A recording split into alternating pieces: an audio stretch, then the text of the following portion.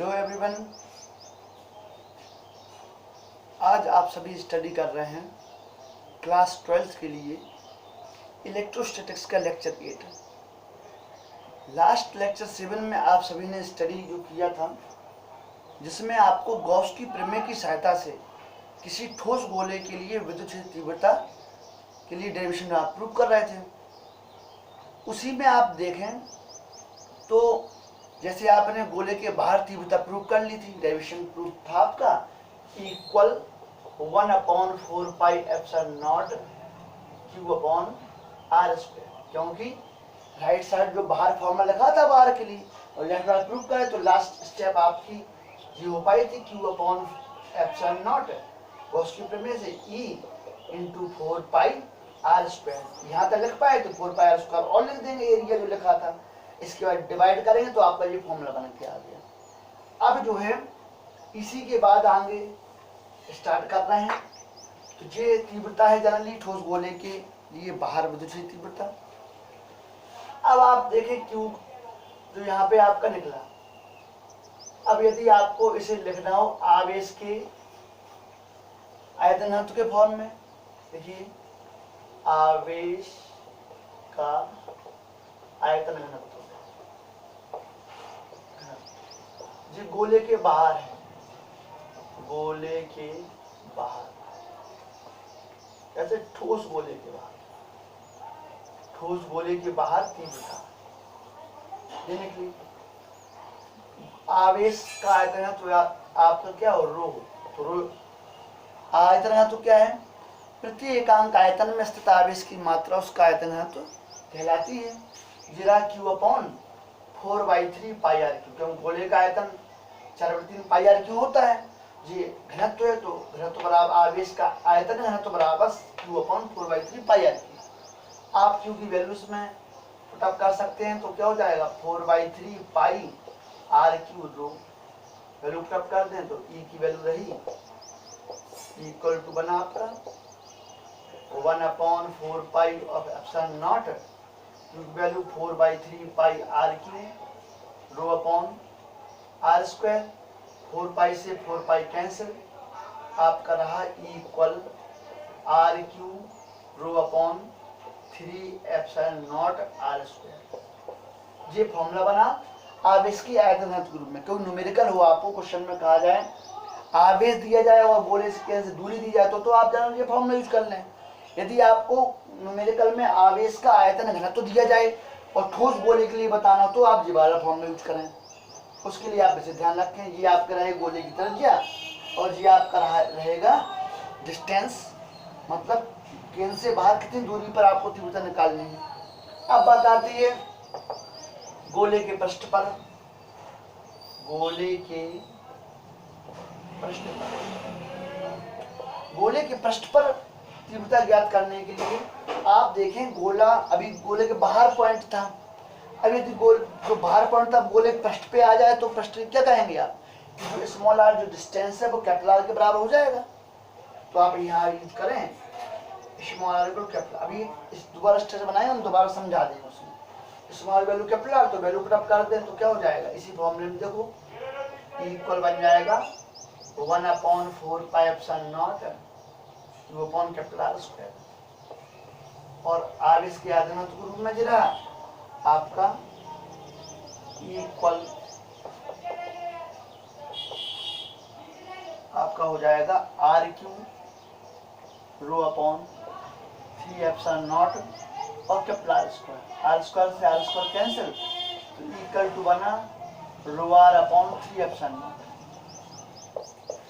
जिस टाइप से आपने इसी गोले के पृष्ठ पर तीव्रता निकाल ली ठोस गोले की। अब आप देखें अंदर गोले के अंदर ये निकली आपकी पृष्ठ पर। अब गोले के अंदर विद्युत क्षेत्र तीव्रता निकालने के लिए आप जिस हमने ठोस गोला होगा, खोखले गोले में तो आपने देखा था कि अंदर खोखला गोला होगा तो एयर होगी अंदर और एयर में आवेश स्थिर नहीं हो पाएगा तो तीव्रता हो गई थी आपकी 0। लेकिन अब ठोस गोला है तो कई सेल्स हो, कई लेयर होंगी। जैसे आप जो है ये आप एक एग्जाम्पल लें बंद गोभी का, जैसे उसकी परतें खींचती जाएं तो कई परतें निकलेंगी, लास्ट में तब सुन होगा तो इस टाइप से कई लेयर होंगी, कई लेयर से मिलकर ठोस गोला बना होगा, एक लेयर दूसरी लेयर चढ़ी होंगी। तो इसके लिए आप ये मानोगे यदि कुल आवेश Q दिया आपने पूरे गोले पर स्थित होगा और छोटा गोला है तो उस पर कम आवेश स्थिर होगा। बड़ा गोला जब ज्यादा Q पूरा आवेश स्थिर कर रहा है Q, तो छोटा गोला आवेश को कम स्थिर करेगा। जी फिनोमेना यहाँ ध्यान रखना है। तो इसके लिए आप ये मान के चलें यहाँ पर कि जी कोई कैपिलर त्रिज्या का एक गोला है, इस टाइप से गोले के केंद्र से स्मॉल r दूरी पर कोई अज्ञात बिंदु है।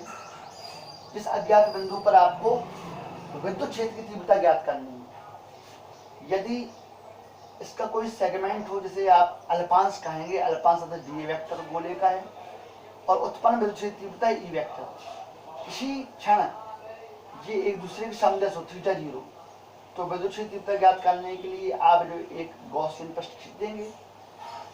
गॉसियन पृष्ठ खींचकर आपकी जानकारी यहाँ पे हो जाएगा फ्लक्स। तो आप देखा जब बड़ा गोला कुल आवेश Q स्थिर कर रहा, छोटा गोला आवेश स्थिर करेगा अपने ऊपर Q डैश, इससे तीव्रता हो जाएगी E डैश, इस टाइप से। तो फ्लक्स भी हो जाएगा इससे होने वाला फाई डैश, क्योंकि सब आवेश पर डिपेंड है। देखें D phi dash equal E dash into D vector dot product, तो डी फाई डैश इक्वल बना आपका E dash D A cos 0, D phi dash आपका बना है यहाँ पे E डैश डी वेक्टर। इसका आप इंटीग्रेशन कर दें, समाकलन आपने जब करेंगे तो इस टाइप समाकलन हो जाएगा। तो ये phi E dash into 4 pi R square, क्योंकि स्मॉल आर रेडियस है। गॉस की प्रमेय आप अप्लाई कर दें। यहाँ पे देखिए गॉस की प्रमेय से, गॉस की प्रमेय जब अप्लाई करेंगे तो आप यहाँ देखें गॉस की प्रमेय से जो है आपका फॉर्मूला होता है, आपको याद होगी, ध्यान करो बच्चा। क्या बताया था गॉस की प्रमेय में? किसी पृष्ठ से गुजरने वाला संपूर्ण विद्युत फ्लक्स उस पृष्ठ से बद्ध कुल आवेश का 1/ε0 गुना होता है। तो आपने 5 की वैल्यू दी यहाँ पे Q/ε0 और ये लिखा आपका E dash into 4 pi of R square. तो E डैश आपका निकल के आया यहाँ पे 1/4 पाई, डिवाइड कर देंगे 4 पाई ε0 और Q/r स्क्वायर। ये आपकी E डैश रहा। आवेश को भी आप यहाँ Q डैश लिखेंगे क्योंकि छोटा गोला है ऐसे। अब यहाँ पे Q डैश की वैल्यू आप पुटअप करें तो इसके लिए आप देखें गोला चाहे छोटा हो चाहे आपका बड़ा गोला हो, दोनों गोलों का कंडीशन क्या रहती है, घनत्व दोनों का सेम रहेगा, डेंसिटी जो है वो क्या होगी हमें समान रहेगी। तो यहाँ पे आयतन घनत्व कंडीशन अप्लाई कर दो। कैसे? Q डैश अपॉन आवेश बटे छोटे गोले के लिए आयतन, संपूर्ण आवेश बटे गोले का संपूर्ण आयतन। तो आप देखेंगे कम आवेश सूक्ष्म गोले का आयतन और संपूर्ण आवेश संपूर्ण गोले का आयतन, तो ये घनत्व हमेशा बराबर होंगे। जैसे कोई गोली वस्तु हो, इसका छोटा सा पार्ट जो हिस्सा लें या पूरा बड़े से पार्ट का हिस्सा लें, लेकिन उसकी डेंसिटी दोनों समान होगी। जैसे आप एग्जांपल ले सकते हैं मिट्टी का छोटा गोला हो या मिट्टी का बड़ा गोला हो, तो डेंसिटी जो रहेगी वो समान रहेगी। तो इस टाइप से आप यहाँ समझ सकते हैं। तो यहाँ देखिए तो 4/3 पाई कैंसिल, Q डैश आपका निकला यहाँ पे Q R/Q upon capital R Q, value put up कर दें इसमें। देयरफॉर E डैश इक्वल 1/4 पाई ε0, Q डैश की value Q/R/Q upon capital R Q और 0 R स्क्वायर। तो आप देखें यहाँ पर जो वैल्यू यहाँ पे R स्क्वायर से R स्क्वायर कैंसिल, एक R बचा के E डैश रहा 1/4 पाई ε0 QR अपॉन R। तो बेटा ये कंडीशन आप ध्यान रखें। इंपॉर्टेंट कंडीशन है, कई बार यूज की जाती है। अब आपको जो है इसमें यदि आपको इस Q की वैल्यू पुटअप करनी हो तब तो पुनः लिखें आवेश, जनरल फॉर्म बन गया अंदर। और यदि आपने जो है Q की वैल्यू पुटअप करें आवेश के आयतन घनत्व रो